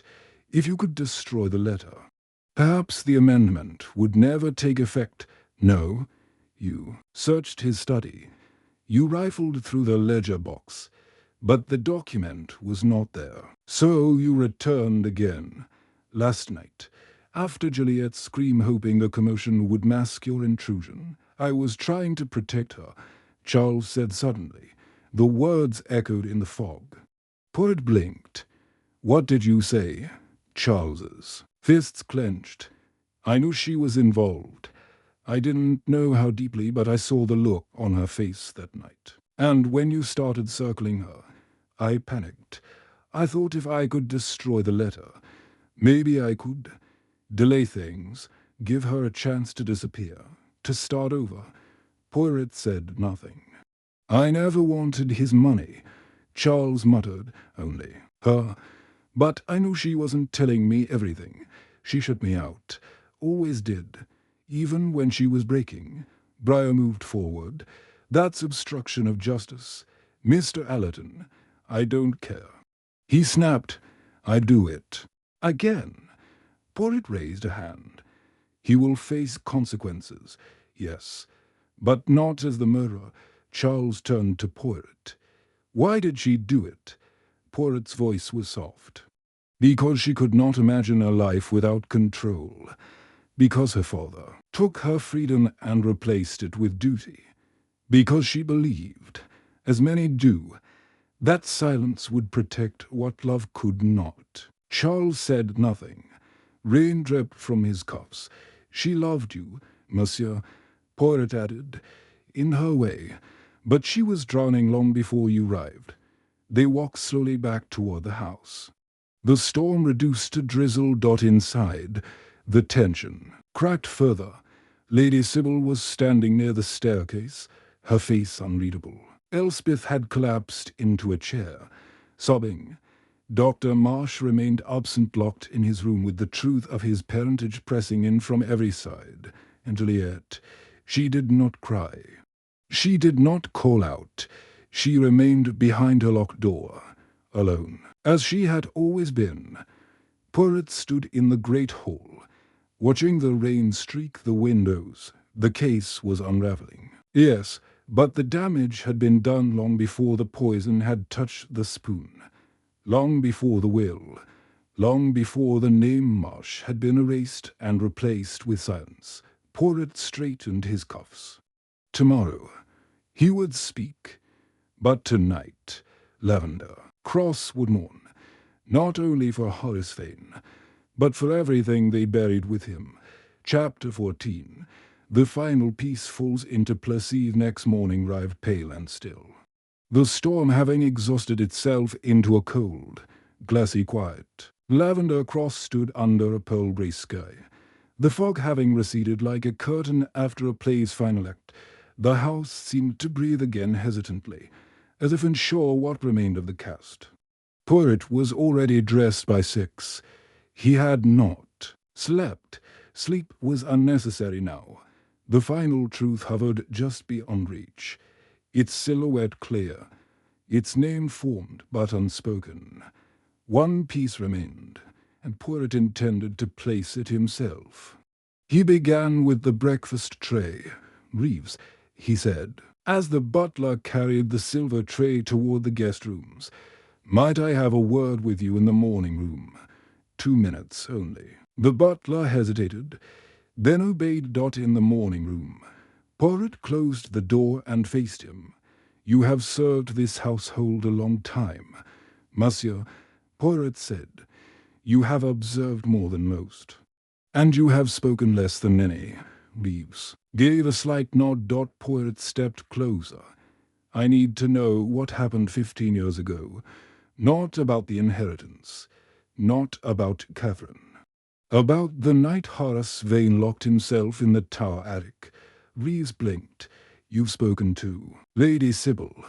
Then, I have, said Poirot. She told me part of the truth. The bruises, the midwife. But not everything. Reeves swallowed. That night, sir, was not for speaking about. But I must ask you to speak. The butler stood motionless. but his hands betrayed him clasped tightly behind his back. The knuckles white. It wasn't just Catherine's death, he said finally. It was what Horace did after. He carried her body down from the tower himself. He was bleeding scratches on his face, a gash on his arm. Said she had fallen. But the marks, they didn't match. Poirot's voice was low. He struck her. No, I don't believe so. But they fought. She had told him she was leaving, taking the child. Breaking the arrangement. Horace couldn't accept it. Not after everything he'd risked to hide their relationship. Reeves paused, and then something happened. Poirot tilted his head. She slipped. Or perhaps through herself. I never knew. But when he came down, he was different, silent. As if he'd aged 20 years in an hour. Poirot closed his eyes for a moment, and you said nothing. He made me promise, Reeves said, to protect the house. The name. Poirot gave a small, sad smile. And what has it protected? Reeves had no answer. Poirot left him then. Walking slowly toward the east wing, Juliet was still confined. Her door watched. Her meals delivered and touched. But Poirot did not stop there. He knocked on Dr. Marsh's door. The young man opened it with red-rimmed eyes and a weary face. You've come to tell me I'm free of suspicion. You were never my primary suspect, Poirot said gently. Then why are you here? To return something that belongs to you from his coat pocket. Poirot withdrew the photograph of Catherine holding the boy. Marsh took it with trembling hands. I hated him. Marsh whispered. All these years I never said it. But I did. For hiding me. For pretending. For treating me like a shadow in his house. He believed it was protection. Poirot said. But silence is a poor shield. He was going to name me his heir. Marsh said, eyes distant, and now it means nothing. Poirot looked at him carefully. Does it? Marsh blinked. What do you mean? I mean that the will, though contested, is intact. Your name is written. You are no longer hidden. You have a choice, monsieur, to bury the past. Or to lift it into the light, Marsh said. Nothing. Poirot left him with the photo and descended the grand staircase one last time. At the bottom. In the entrance hall, Briar waited. Well, the inspector asked, have you tied the final knot? Poirot gave a soft nod. I have, and now the tapestry is complete. You're sure about her? Yes, but it was never just her. It was all of them, the lies they kept, the secrets they shared, the silence that murdered more than one soul, and the evidence. Everything we need is already in place. The confession, the key, the altered documents, the diary page, the burnt will. All of it points to one thing: intent. Briar exhaled. Then let's call them in. Not yet, said Poirot. One final test remains. What sort of test? A very small one, Poirot said, straightening his cuffs. But sometimes the smallest piece is the one that locks the entire puzzle in place. He turned toward the drawing room, now prepared for the final gathering. There he would place the last card. And when he did, the house would finally see itself, not in inheritance, not in titles, but in truth. For what was Lavender Cross, if not a house built on ghosts? And today, those ghosts would speak. Chapter 15. The final gathering. The drawing room had been arranged deliberately. Poirot's hand had guided every detail. The armchairs drawn into a crescent, the table cleared of all ornamentation. Even the positioning of the heavy drapes to allow just enough natural light, pale and cold dewfall. Across the assembled faces dotted was just past 10 o'clock when they were summoned.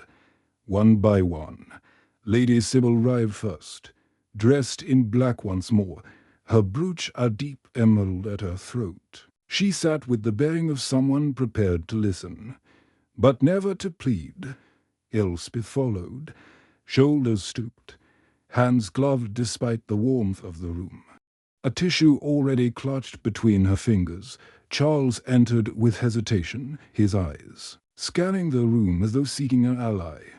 When none were offered, he took the seat furthest from Juliet, single quotes s. Juliet herself was last. She entered not as a suspect, not even as the daughter of the deceased, but as a woman stripped bare of her certainty. There was no mask left, no defense. She sat silently, neither folding her hands nor raising her eyes. Porret stood before them. All, mesdames et messieurs, he began. You know why you are here. No one answered. You have each carried a secret. Porret continued. Some inherited, others acquired. But it is not the secret itself that interests me. It is what we do to protect it, what lies we are willing to tell, what pain we are willing to inflict, and, most telling of all, what we are willing to lose. He moved slowly, deliberately, placing a single sheet of paper on the cleared table. It was the full and burnt copy of Horace Vane's Amended will retrieved from a locked drawer in Reeves's quarters, where Porret had discovered it that morning, tucked behind silver polishing cloths, you see. This document proves that Lionel Marsh was to be recognized as Horace Vane's rightful heir. Porret said it was hidden, not destroyed. Hidden by Reeves not in malice, but in duty. He believed the family was not ready, but the act itself, this concealment, catalyzed a series of others. It emboldened the killer, because without this, there was ambiguity, and ambiguity is fertile ground for murder. Juliet said nothing. Her eyes flicked toward the will only once. Porret continued. Let us recount.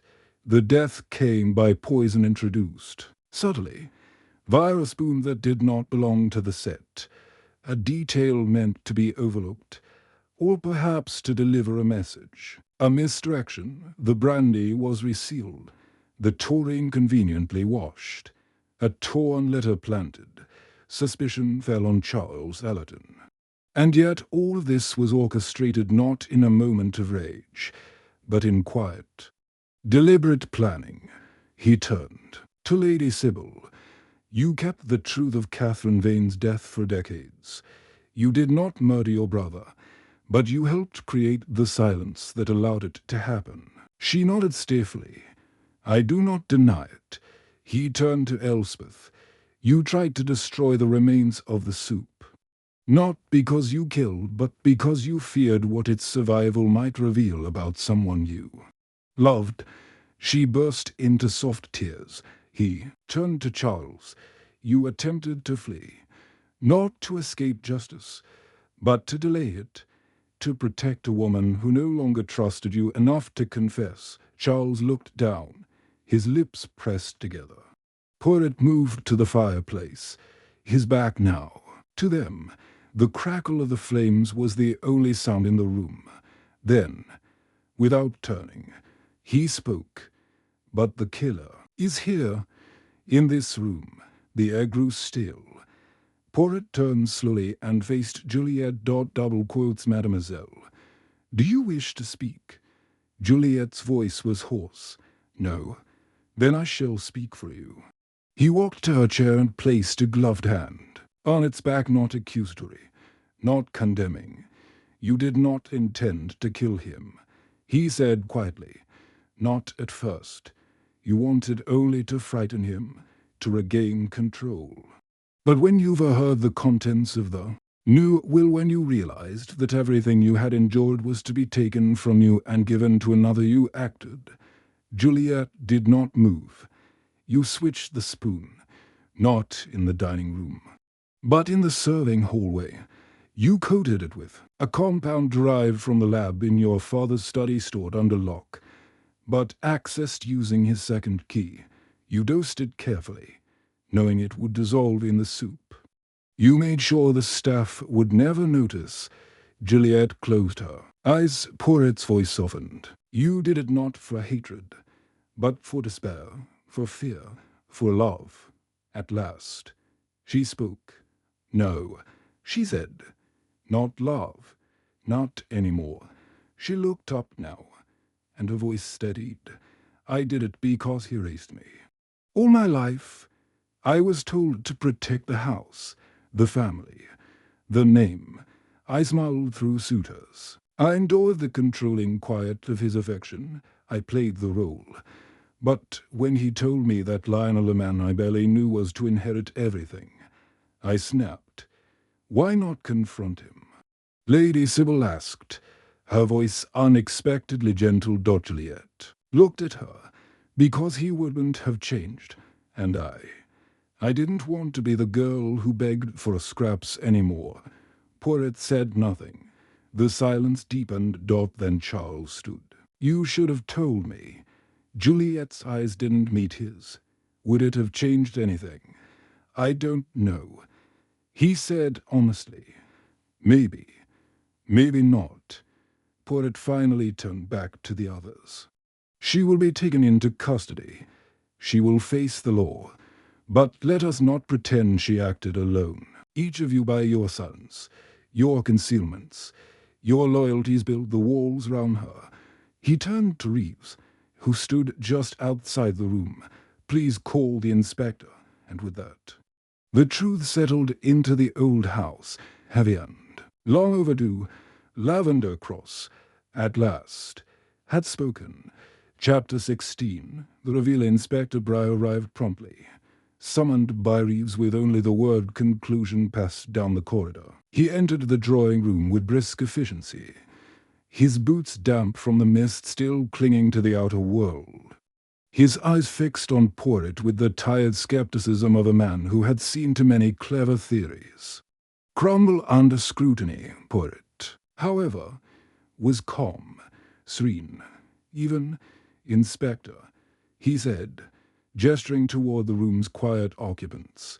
You may be seated for this. If you like, I will not detain you long. Briar did not sit, but nodded for him to proceed. Porrett folded his hands. You have all now heard much of the truth, he said, turning toward the group. But I will now lay it before you in full each detail. Each moment, each misstep that led to the death of Horace Vane. He began to pace slowly before the hearth. The motive, of course, was not money alone, nor even resentment. It was legacy, identity, the question of who belongs. For years, Juliet Vane had enjoyed a life of obedience under her father's command, a gilded cage, adorned with obedience and silence. When she learned of Lionel Marsh's parentage, of her father's plan to hand over the estate she believed was hers by sacrifice, she felt something break. Juliet remained motionless, her expression unreadable. But Porrett continued. She did not act immediately. First, she tried to reason with Horace. Then, when that failed, she turned to something else, a compound in the locked cabinet of her father's private study. It was not a typical poison. It had been used by Horace himself once, years ago, to humanely put down a diseased hunting hound, fast-acting, neuromuscular, and detectable in small quantities. It dissolves in warm liquids and leaves behind no color, no taste. Porrett turned to the others. That is why she chose the soup. Not the brandy to communal, not the pudding to traceable. The soup was private, singular, served to each guest in individual bowls. Lady Sybil whispered, but how did she manage the spoon? Porrett nodded. That was her brilliance, or perhaps her tragedy. Juliet ensured the altered spoon was slipped in with the others just before dinner. When she helped Clara polish the silver, she pretended to assist. In truth, she added a piece she had altered herself, etched subtly to match. But thinner, narrower, she ensured it would find its way into the serving drawer. And then, After Reeves laid the table, Juliet made a last-minute check. She offered to move the floral centerpiece and, in that moment, switched her father's spoon with the altered one. Reeves stiffened. I never saw. You were attending to the wine at that moment. Poirot said, It was not your fault, Poirot. Moved to the table and tucked its polished surface. From there, the plan unfolded. Horace, always cautious, tasted the soup slowly. Within seconds, he felt the tightening in his throat. He looked at Juliet, confused, hurt, and then he muttered the last words he would ever speak. You switched it. A hush fell over the room. Poirot let the words hang in the air like frost. Briar cleared his throat. That's motive and method. But what about everything afterward? The letter, the will, the attempted break-in? Poirot nodded. The torn letter implicating Charles was a desperate red herring, planted by Juliet the next morning in a bid to confuse the investigation. It was clumsy and easily seen through. The real cleverness came when she incited Elspeth, who had long suspected something was amiss, to suggest the soup be cleaned away, removing the last physical trace of poison. Clara did the deed, thinking only of order. Elspeth covered her face with her hands. The will, however, was the true thorn. Juliet did not know where the Horace had posted it to the solicitor. When she searched the study after his death, she couldn't find the confirmation letter. Reeves had already removed it and hidden it, fearing scandal. I believed it would only cause chaos, Reeves said quietly. It did, Poirot replied, in that vacuum. Charles panicked, thinking Juliet guilty, fearing he'd be implicated, trying to buy her time by destroying any trace of motive. But he failed. The truth had already rooted itself in the ground beneath Lavender Cross. Poirot turned to Juliet once more. You buried your guilt beneath composure. You counted on the silence of others to shield you. But the final mistake was believing no one else had noticed your suffering. Juliet finally looked up. I thought it would set me free. Poirot's voice was calm. It never does. Mademoiselle, murder liberates no one. It only anchors us more deeply to the past we wish to escape. Briar stepped forward, drawing the room back to reality. Juliet Vane, he said formally, I must ask you to come with me. You will be taken into custody pending further inquiry. She rose without protest. Charles stood as well. But she didn't look at him. As Briar gently led her from the room, the others remained still. Elspeth with her handkerchief crushed in her palm, Lady Sybil staring blankly at the hearth, Reeves stiff as ever, and Lionel Marsh with the photograph of his mother still resting beside him. Poirot turned away from them all and looked out the window. The sun was beginning to pierce the clouds at last, casting soft light over the sodden earth. The roses outside, once heavy with rain, now seemed to lift slightly, trembling but intact, and somewhere in that quiet garden, perhaps, the future of Lavender Cross had just begun. Chapter 17. Outcome. And just as Juliet Vane's rest passed through Lavender Cross like a breeze through a heavy curtain, gentle but inevitable. No raised voices, no dramatic scenes, only the quiet hush of realization settling across every face. And the soft creak of the front door closing behind her. As she was led away, it was Lady Sybil who spoke first. Hours later, seated in the drawing room with a cup of untouched tea before her. She was a child raised in shadows, she said, not to anyone in particular, and in the end, she became one herself. Poirot stood by the mantel, his hands behind his back, observing the dying embers of the fire. Yes, madam, but she was not born that way. The house, its rules, its silences, they shaped her. Do you pity her? Charles asked, standing at the window. No, Poirot said. I understand her. That is not the same. Charles turned, bitterness flickering in his voice. I would have married her anyway. You know, even if the estate passed to Lionel, it didn't matter to me.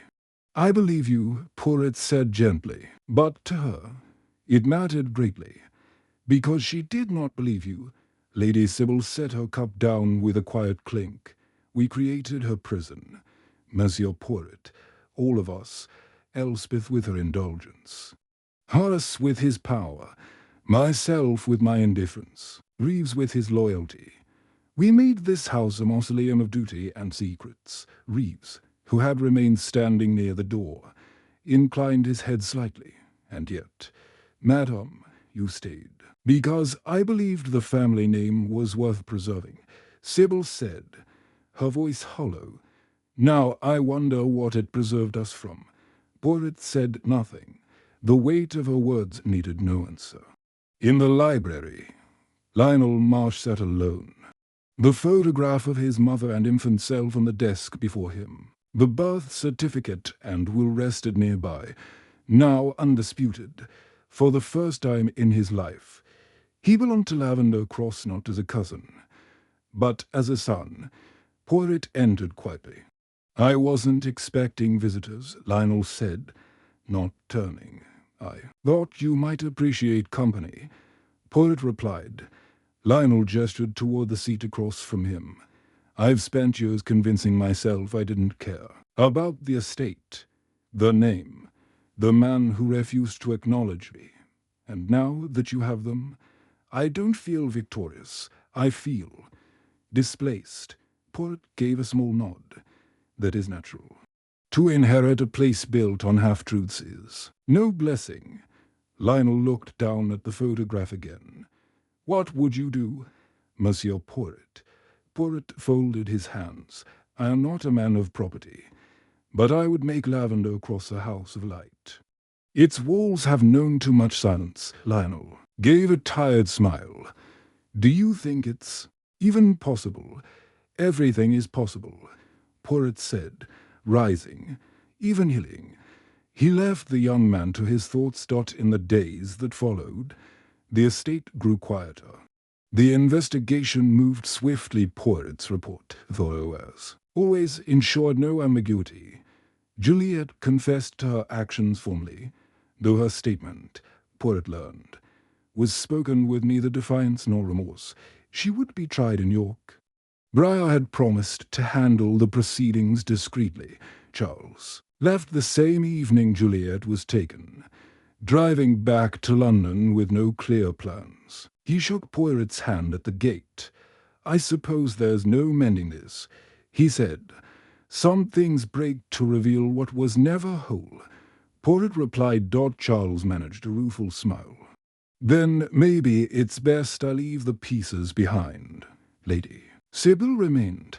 She took on the role of caretaker temporarily, instructing the staff, organizing the rooms, and arranging for the solicitor to begin the legal transfer of the property to Lionel. Her movements were as efficient as ever, but Porritt noticed a change in her softer glances, longer silences. As for Elspeth, she left quietly 2 days later for a retreat in the south, claiming the sea air would help her nerves. Porritt suspected she needed distance more than air. Porritt himself took one final walk through the house before his departure.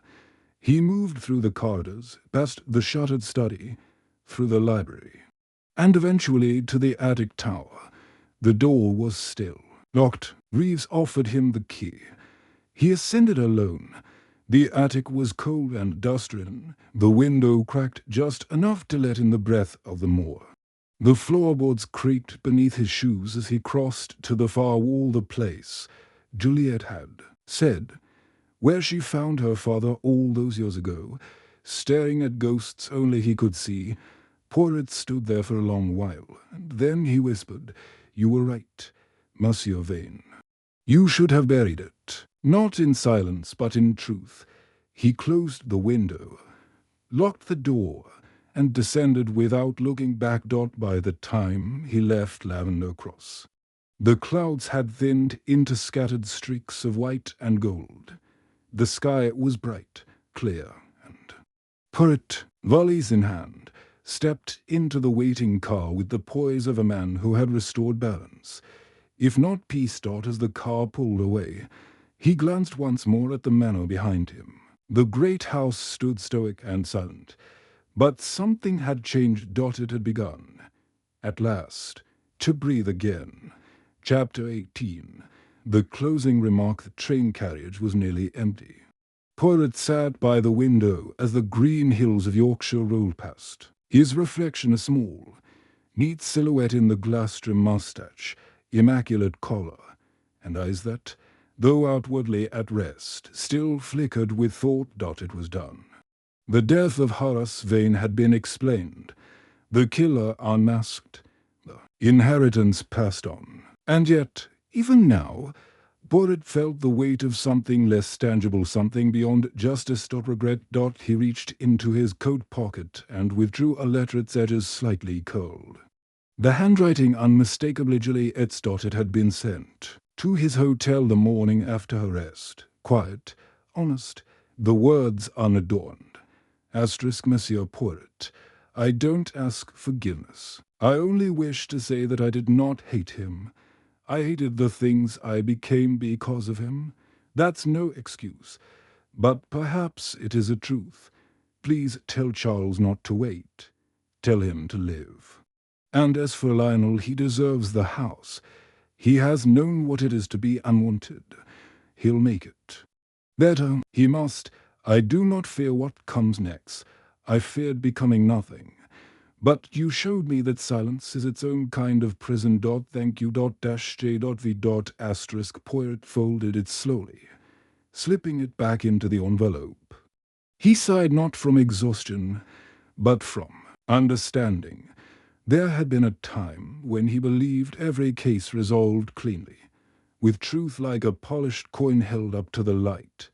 But Lavender Cross had not offered such gleam. It had given him a truth that was worn, smudged by time and grief and inheritance, a truth that no courtroom could neatly contain. Still, it was truth, and that mattered.